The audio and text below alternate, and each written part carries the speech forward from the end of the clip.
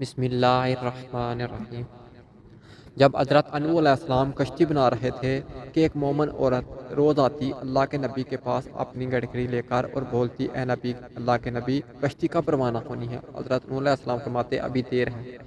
وہ عورت شام تک بیٹھی رہتی اور پھر اٹھ کر چلی جاتی۔ ایک دن حضرت انو علیہ السلام نے فرمایا، اے عورت، جب جانا ہوا تو ہم تمہیں بتا دیں گے۔ یہ عورت واپس چلی گئی اور انتظار کرنے لگی کہ کب انو علیہ السلام بلائیں گے۔ فوراً عذاب آ گیا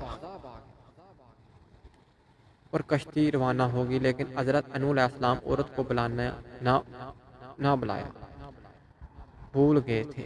جب طوفان تھاما تو ایک دن حضرت انو علیہ السلام کے دل میں محبت اٹھی، ایش کے شہر کو دیکھو جہاں سے چلا تھا، وہاں آئے اور قریب جا کر دیکھا تو ایک جھونپڑی میں دیا جل رہا تھا۔ نوح علیہ السلام یہ دیکھ کر چونک گئے کہ روئے زمین پر کوئی ایسا گھر بھی ہے کہ اتنی عظیم طوفان کے بعد بھی چراغ جل رہا ہے۔ انہوں نے وہاں تکبیر بلند کی تو وہ عورت سامان لے کر آ گئی اور کہنے لگی، اے اللہ کے نبی، کیا کشتی تیار ہے؟ چلیں۔ حضرت انوح علیہ السلام نے حیرت سے اس کو دیکھا اور کہا، رکو بڑھیا، کیا تمہیں کچھ بھی پتہ نہیں چلا؟ وہ کہنے لگی، یا نبی، کیا تمہیں نہیں پتہ چلا؟ اتنا بڑا سیلاب آیا، بارش آئی، تم کچھ بھی پتہ نہیں چلا؟ بڑھیا کہنے لگی، یا نبی اللہ، بس ایک دن بادل گرجے تھے اور کچھ ہلکی سی پھوٹ پڑی تھی۔ حضرت انوح علیہ السلام حیران ہو کر آسمان کی طرح دیکھنے لگے اور کہا، میرے اللہ، یہ کیا ماجرا ہے؟ اللہ تعالیٰ نے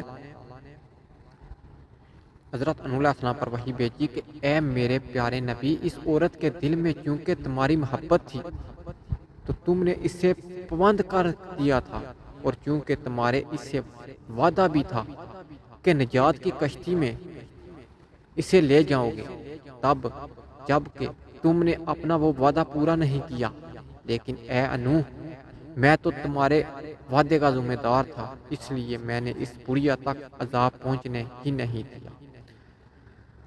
امام سجاد علیہ السلام نے پاس بیٹھے اپنے مومنوں سے فرمایا، اے مومنوں، یہ حدیث قیامت تک کے مومنوں تک پہنچانا تم پر واجب ہے۔